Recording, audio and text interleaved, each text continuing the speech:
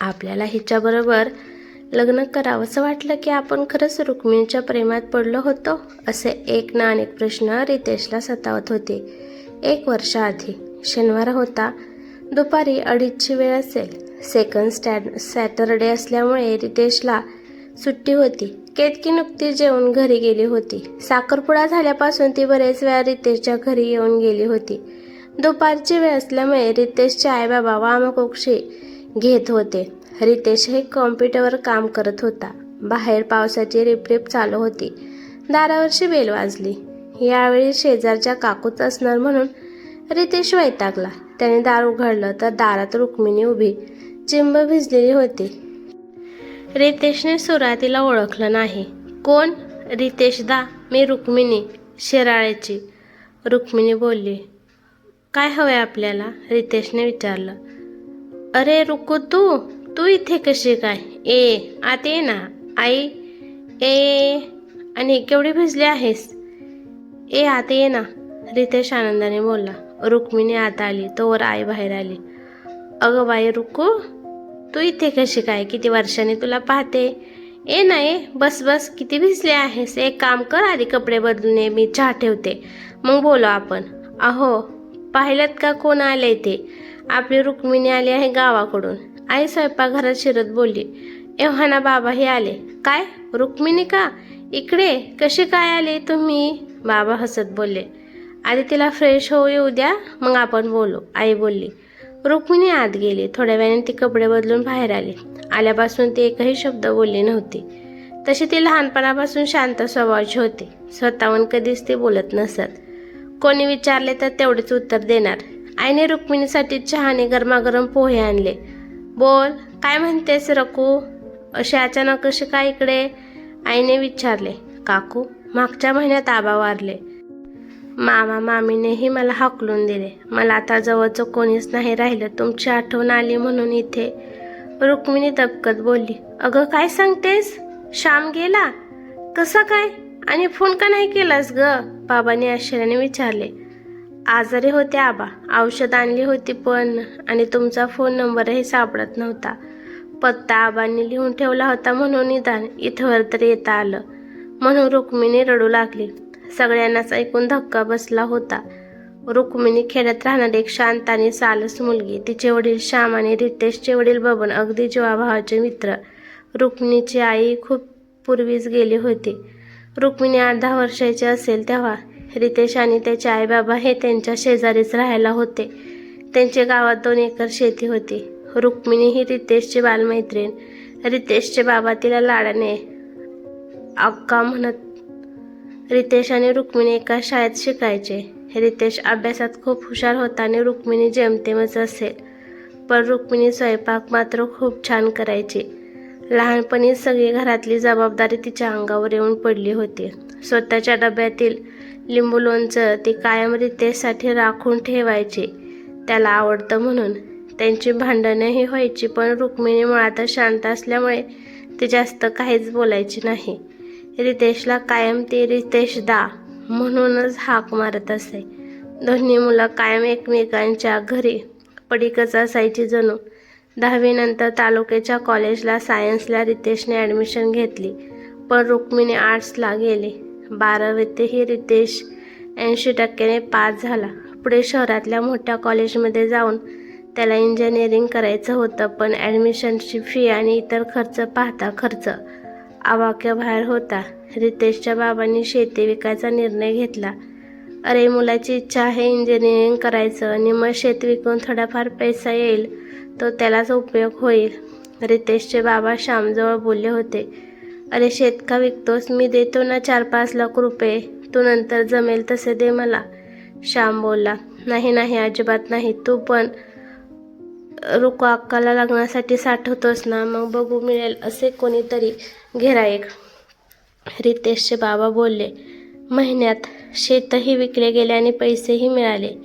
रितेश शहरात निघून गेला. रुक्मिणीही 12वी झाली, पण उच्च शिक्षणासाठी शहरातच जावं लागणार म्हणून श्याम बोलला. मुलीला एकटीला मी शहरात पाठवणार नाही आणि 1-2 वर्षात तिचं लग्न करून दिलं की मी मोकळा झालो. अरे निदान 20ची तरी होऊ दे तिला. का घाई करतोस? रितेशच्या बाबांनी विचारले. 1-1.5 वर्षात रितेशची शहरात सगळीच आबाळ व्हायला लागली म्हणून रितेशचे आईबाबा राहिलेली शेती विकून शहरामध्ये शिफ्ट झाले. त्यानंतर श्याम, रुक्मिणी यांचा फोनवरूनच काय तो संपर्क होत असेल तेवढाच. सुरुवातीला गावाला अधूनमधून जाणं होत असे, पण नंतर तेही कमी झालं.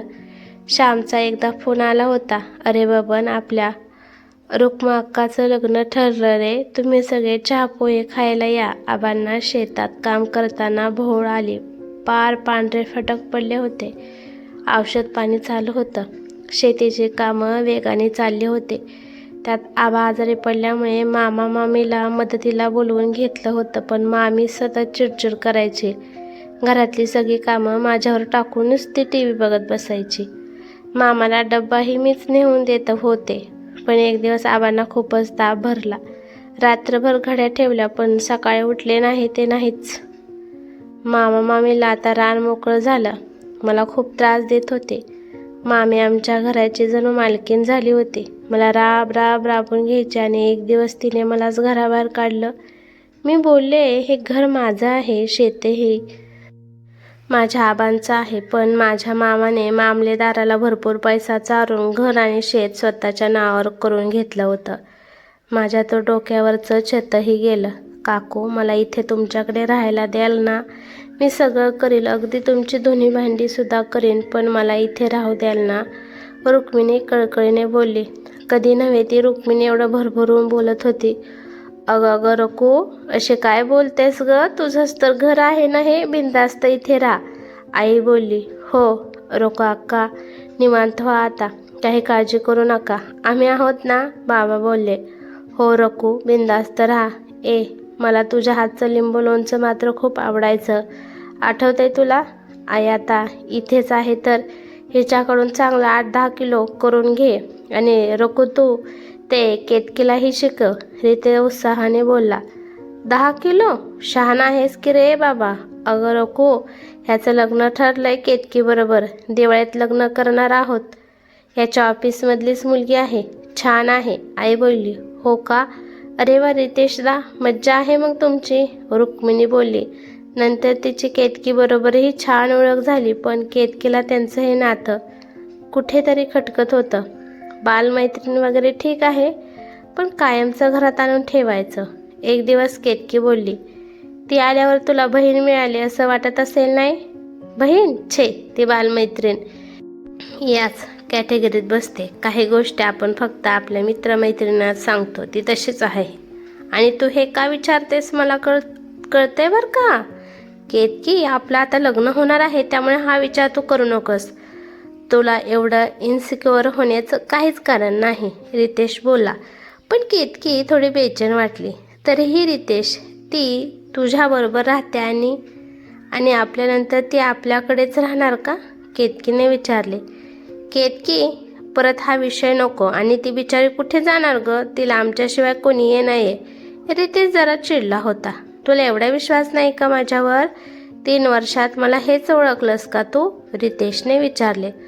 तसं नाही रे, मी असंच, केतकी बोलली. रितेश मात्र न बोलता निघून गेला.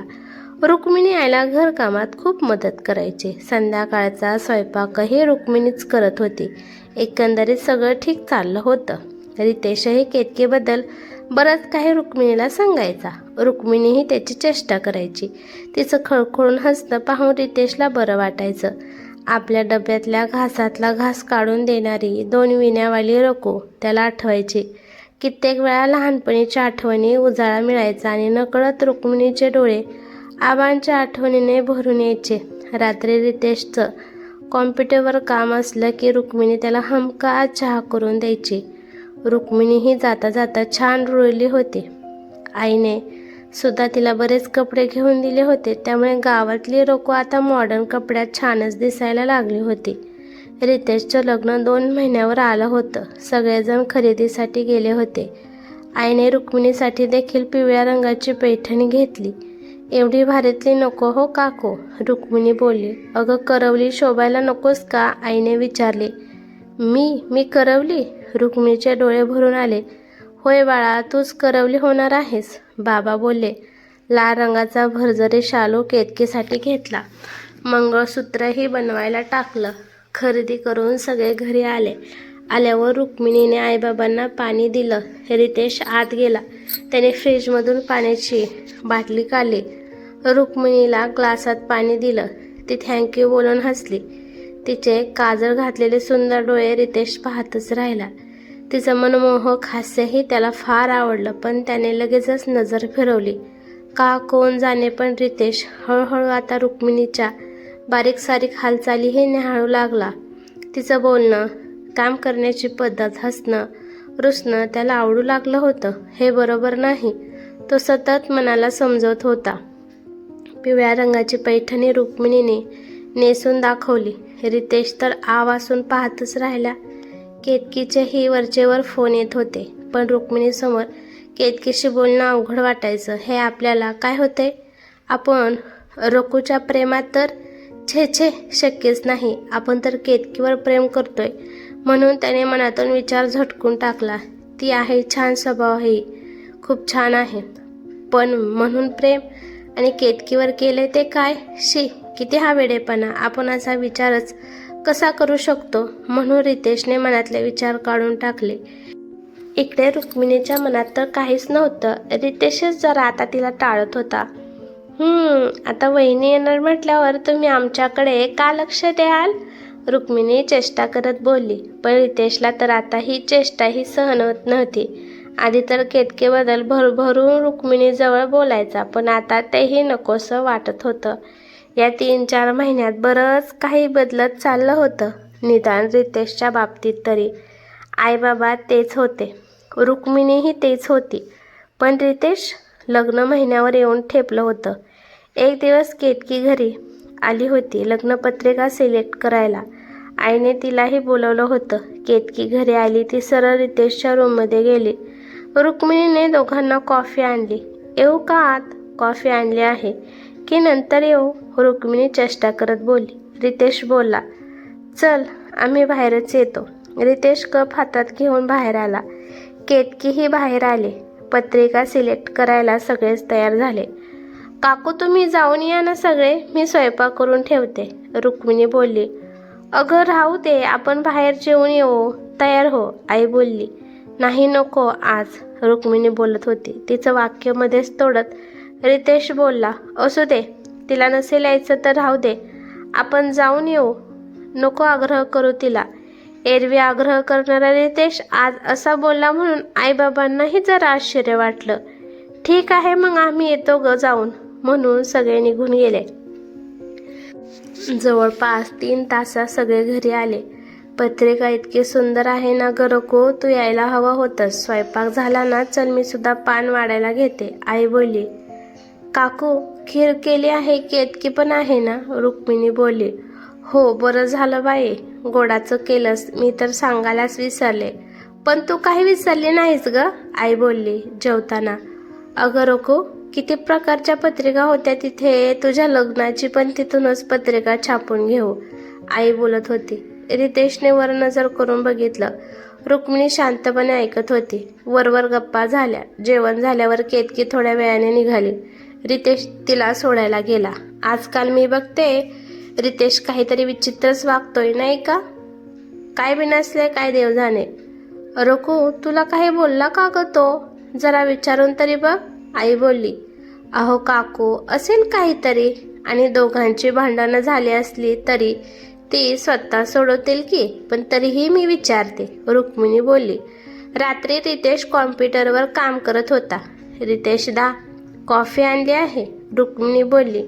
हां ठेव तिथे. रितेश बाकी काही बोलला नाही. रितेश दा, एक विचारू? नाही म्हणजे 1 महिना झाला तू अस्वस्थ दिसतोस, कसले टेन्शन आहे का? काकू सुद्धा विचारत होत्या. रुक्मिणी बोलली. नाही तसं काही नाही, जा झोप आता तू, रितेश बोलला.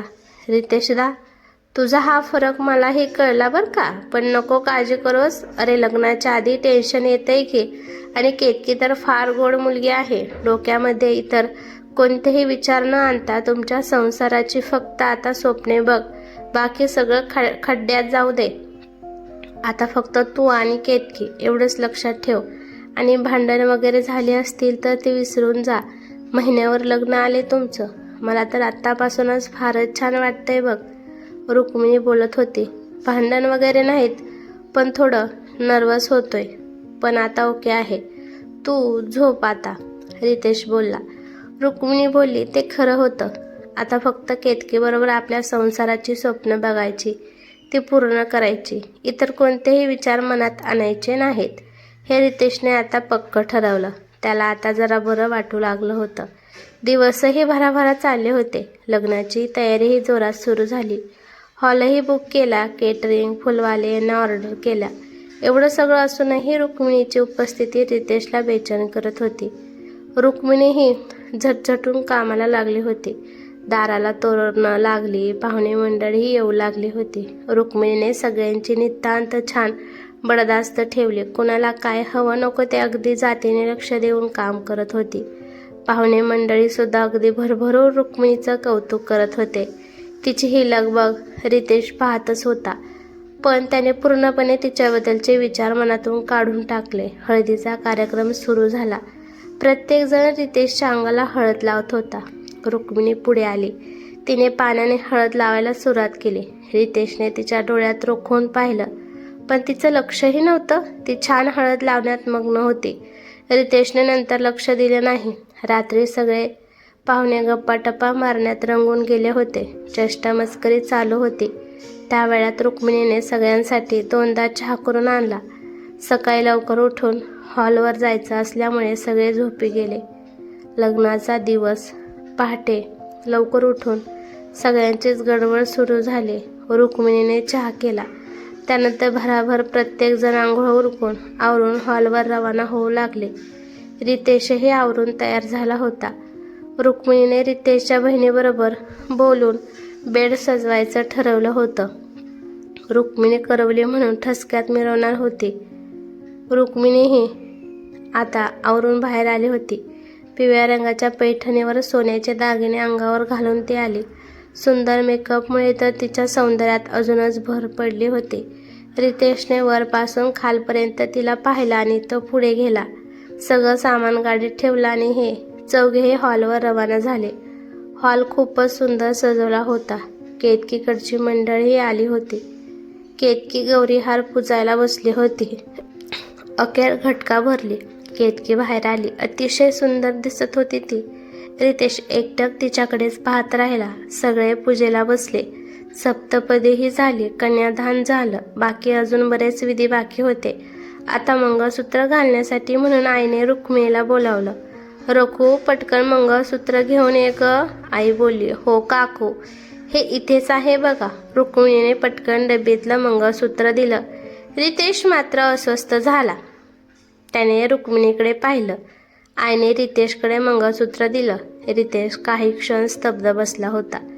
रितेश, आईने नजरेने खुणावलं. रितेश पाटावरून उठला. तेच मंगळसूत्र त्याने रुक्मिणीच्या गळ्यात घातलं. हे तर सगळंच अनपेक्षित होतं. रितेश, अरे काय करतोस? काय तू शुद्धीवर आहेस ना? आई ओरडली. आई, मला रुक्मिणीबरोबर लग्न करायचं आहे.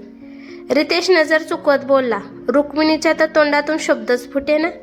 केतकी मात्र भयंकर चिडली होती. ती पाटावरून उठली. रितेशला ती फडाफडा मुस्काडीत मारू लागली. मी 1000 वेळा तुला सांगितलं होतं, पण तू मला बोललास की माझ्यावर विश्वास ठेव. हे तुझं प्रेम? घरात तिच्यासोबत लफडी करत फिरत होतास काय रे? ए रितेश, बोल ना, का असं वागलास? मग हे लग्नाचं नाटक तरी का केलंस? का धोका दिलास मला? केतकी रागाने बोलत रडत होती. इकडे रुक्मिणीच्या डोळ्यातून घळाघळा अश्रू वाहू लागले. आई बाबाही खूप चिडले होते. सगळे भराडी मंडळी गोंधळ करू लागले होते. रितेश मात्र सगळं सोडून तरातरा घरी निघून आला. स्वतःच्या खोलीत जाऊन दार लावून बसला. हे आपण काय केलं? एवढा बधीर कसा झालो मी? आपलं तर केतकी बरोबर लग्न होतं आणि आपण रुक्मिणीला मंगळसूत्र घातलं का? खरंच रुक्मिणीवर माझं प्रेम आहे का? केतकी तर माझं सर्वस्व आहे आणि मी हे भावनेच्या भरात काय करून बसलोय? आता रुक्मिणीला आणि आईबाबांना सांगू का की मी चुकून भावनेच्या भरात तिला मंगळसूत्र घातलं म्हणून? नाही नाही, लोक शेण घालतील, पण मी का रुक्मिणीशी लग्न केलं? एवढी कसली भुरळ पडली होती मला? नाही नाही, केतकीला उद्या भेटायला लागेल, पण ती भेटेल का? रुक्मिणीला काय वाटेल? तिचाही विश्वासघात केला आपण. आपल्याला चांगला मित्र मानत होती ती. शीची, काय करून बसलोय आपण? आणि आई बाबा, ते तर हाकलूनच देतील मला. खरंच रुक्मिणीबरोबर लग्न नव्हतं करायचं.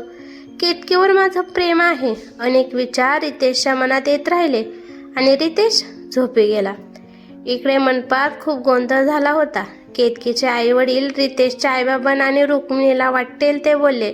अगदी रुक्मिणीला तर रितेशची रखेल म्हणूनही तिचा अपमान केला. हे बघ केतकी, अगं तू तर चांगली ओळखतेस ना ग रितेशला. तो नाही असं करणार ग. हे बघ, हे जे काही झालं आहे ना ते चुकून झाले ग. त्याने चुकून रुक्मिणीला मंगळसूत्र घातलं ग. आणि नुसतं मंगळसूत्र घालून कधी लग्न होतं का? हे बघ, मी पाया पडते पण लग्न नको मोडूस ग, म्हणत रितेशची आई केतकीचे पाय धरू लागली. अहो आई, असं नका करू. आणि असं चुकून कोणी कोणाच्याही गळ्यात मंगळसूत्र घालत नाही ना. आणि मी ओळखत होते म्हणण्यापेक्षा आता चांगलंच ओळखलं आहे त्याला. आणि लग्न म्हणजे काय खेळ आहे का? आज हिच्या गळ्यात घातले, उद्या माझ्या.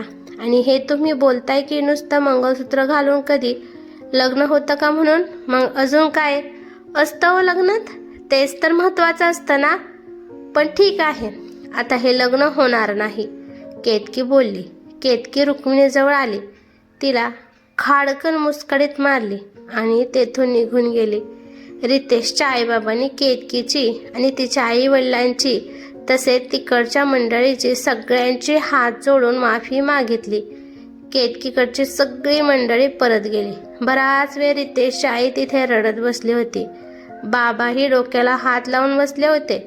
बरीच मंडळी परत गेली. हॉलवर निवडक मंडळी राहिली होती. आई आणि बाबांना ते लोक समजावत होते. जाऊ द्या, जे झालं ते झालं. देवाच्या मनात काय आहे हे कोणालाही माहिती असतं का? रितेशचे काका बोलले. रितेशला जर रुक्मिणीबरोबरच लग्न करायचं होतं तर त्या बिचारा केतकीला का फसवलं? हे काही रितेशने बरोबर केलं नाही, रितेशची मावशी बोलली. रुक्मिणी मात्र बधीर होऊन लांब बसली होती. तिच्याकडे कोणाचंही लक्ष नव्हतं. तिच्या मनाची काय अवस्था झाली असेल हे कोणीच पाहत नव्हतं. सगळे आईबाबांना समजत होते. आईचं लक्ष रुक्मिणीकडे गेलं. ह्या रुक्मिणीमुळेच रितेशचं लग्न मोडले.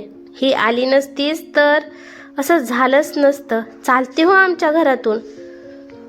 तूच फूस लावलीस रितेशला, तूच त्याला भुरळ घातलीस. दादा दादा म्हणत पार त्याला नादाला लावलंस की. चांगले पांग फेडलेस ग बाई आमचे. या सगळ्याला तू जबाबदार आहेस रकू. दे दे दे ते मंगळसूत्र. आई रुक्मिणीच्या गळ्यातलं मंगळसूत्र ओढत बोलली. रुक्मिणी मात्र शांत होती. फक्त डोळ्यामधून घळाघळा अश्रू वाहत होते. काकू, मी आबांची शपथ घेऊन सांगते, माझ्या मनात रितेशदाबद्दल अजूनही काहीच नाहीये आणि नसणारही. रडवलेल्या स्वरात रुक्मिणी बोलली. आईने रुक्मिणीला थोबाडीत मारली. आजच्या आज घरातून चालतं व्हायचं, कळलं ना? आई बोलली. अगं काय वेळ लागलंय का तुला? ती रितेशची बायको आहे आता. रितेशने लग्न केलं आहे तिच्याबरोबर. चुकून का होईना त्याने मंगळसूत्र घातलं आहे तिला. बाबा बोलले. मी मानत नाही हे लग्न. हिच्यामुळेच झालंय हे सगळं. आई रागाने बोलली. काय हिच्यामुळे झाले ग? रितेशला अक्कल नव्हती का? हिने बोलावलं का रितेशला की ही रितेशच्या गळ्यात पडली की माझ्याशी लग्न कर म्हणून? आणि हे कसलं रितेशचं प्रेम ग? केतकीवर 4 वर्ष प्रेम करत होता ना तो. मग हिला बघितल्यावर त्याला हिची भुरळ पडली का? आणि केतकीला विसरला हा? रुक्मिणी ताईला अजिबात दोष देऊ नकोस. आणि त्यालाही आवडू लागली. पण हिच्या मनात तर काहीच नाही आहे ना. काय बोलायचं आणि विचारायचं असेल ना ते रितेशला जाऊन विचार. आणि आता ही कुठेही जाणार नाही. काही झालं तरी ती आता सून आहे आपली. कोणालाही मान्य असो अथवा नसो. बाबा बोलले. अगं देवाच्या मनातही तेच असेल म्हणून तर तिला तुमच्याकडे राहायला पाठवलं असेल ना देवाने. आणि जाऊ द्या आता, द्या सोडून, जे झालं ते झालं. आणि रुक्मिणीमध्ये तरी काय कमी आहे ग? चांगली मुलगी तर आहे बिचारी. आणि या तिची काय चूक ग? रितेशची आजी बोलली. आई मात्र रागातच होती. ती हॉलवरून तडक घरी निघाली. राहिलेले सगळे आता घरी जायला निघाले. सगळं सामान सुमान आवरून सगळे घरी परत आले. इथे सगळे घरी पोहोचले. दार उघडे होते. रुक्मिणी खरं तर गृहप्रवेश जोडीनेच करायचा असतो, पण बाबा बोलले. रुक्मिणी शांत होती. सगळेच घरात शिरले. आत येऊन सगळे सोफ्यावर बसले. आईने बेडरूमचे दार लावून ती आत बसली होती. इकडे रितेश हे दार लावून झोपला होता. कोणीच कोणाशी काहीच बोलत नव्हते. रुक्मिणीने सगळ्यांना पाणी आणून दिलं. बाबांनी आईला हाक मारून बोलवून घेतलं. आई बाहेर आली. चेहरा तिचा रडून लाल झाला होता. बाबांनी रितेशलाही हाक मारून उठवले. रितेश बाहेर आला. त्याने रुक्मिणीकडे पाहिले. गळ्यातलं मंगळसूत्र अजूनही गळ्यातच होतं. रितेश, तुला आठवतंय का तू काय केलंस ते? अक्कल नावाचा भाग दिला आहे की नाही तुला देवाने? काय डोळे मिटून हिरा मंगळसूत्र घातलंस का? अरे, आणि तुला जर हीच आवडली होती तर निदान आम्हाला तरी सांगायचं की नाही? आम्ही काय नकार दिला नसता. पण केतकीशी जे वागलास ते अत्यंत चुकीचं होतं. केतकीवर तर तुझं प्रेम होतंय ना. अक्षरशः तुझ्यामुळे आम्हाला सगळ्यांना माना खाली घालाव्या लागल्या. तुझ्यामुळे मला केतकीचे पाय धरायची वेळ आली. तू निघून आलास, पण ऐकून आम्हाला घ्यावं लागलं ना. आणि तू जर रुक्मिणीवर प्रेम करत होतास तर? आई तावातावाने बोलत होती. आई माझं रुक्मिणीवर कधीच प्रेम नव्हतं ग. माझं तर अजूनही केतकीवरच प्रेम आहे. कबूल आहे की रुक्मिणीला बघितलं तरी मला भुरळ पडल्यासारखं व्हायचं. पण तरीही मला लग्न केतकीबरोबरच करायचं होतं. मी स्वतःला खूप समजावलं होतं, पण माहीत नाही कसं काय मला तिचा मोह झाला आणि त्यावेळी मी रुक्मिणीला मंगळसूत्र घातलं. रितेश बोलला आणि आईने खाडकन मुस्काडीत मारली. काय बडबडतोस काय तू? याला नक्की वेळ लागले हा? रघुवर प्रेम तू करत नाहीस तरी तिच्यासोबत लग्न केलंस आणि केतकी तिच्यावर प्रेम तू करतोस. तिला सोडून हिच्याबरोबर लग्न? माझं तर डोकेच काम कराना. आई डोकं धरून बसली. बाबा हे आश्चर्याने बघत बसले, कारण त्यांना वाटत होते की रुक्मिणीबद्दल त्याला प्रेम वाटत असेल म्हणून रितेशने रुक्मिणीबरोबर लग्न केलं. पण तसं नव्हतं. सगळं समजण्याच्या पलीकडे होतं. लग्नाला 2 महिने होऊन गेले होते. घरात आता पूर्वीसारखे खेळीमेळीचे वातावरण राहिलेच नव्हते. रितेश रुक्मिणीबरोबर मोजकच बोलायचा. आई पण रुक्मिणीबरोबर जास्त बोलत नव्हती. रितेशबरोबर तर आबोलाच धरला होता तिने. येऊन जाऊन बाबाच काय ते सगळ्यांशी बोलत असायचे. रितेश केतकीचे फोटो बघत बसायचा आणि मनोमन माफी मागायचा. 3-4 वेळा त्याने केतकीला भेटायलाही बोलवलं, पण तिला तर आता रितेशचं नावही घ्यायची इच्छा नव्हती. त्याला केतकीला भेटून माफी मागायची होती, पण व्यर्थ. नंतर महिन्यात केतकीच्या लग्नाची बातमी कानावर पडली. रितेशला मात्र त्याचे मन कुरतडू लागले. हे सगळं आपल्यामुळे झालं.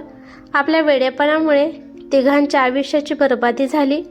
खरंच केतकी आणि रुक्मिणी दोघींचाही मी अपराधी आहे. मला माफ कर ग केतकी.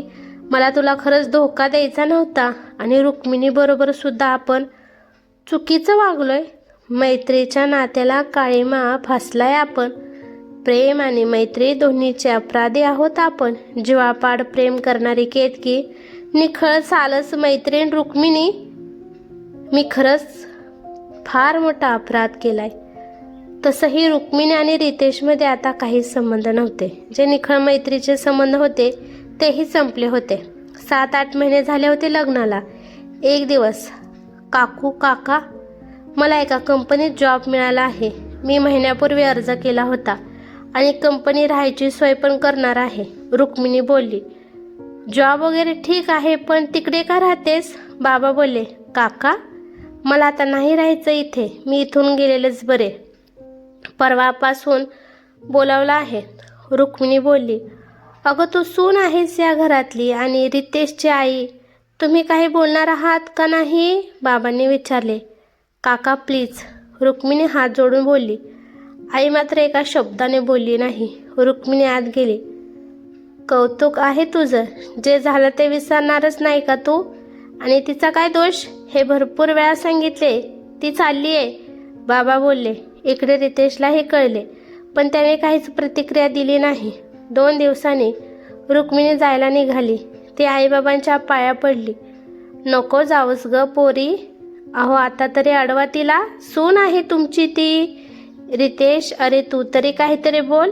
बाबा कळकळून बोलले. काकू, हे मंगळसूत्र. इतके दिवस मी वाट पाहिली खरी की कदाचित सगळं ठीक होईल, पण ठीक आहे.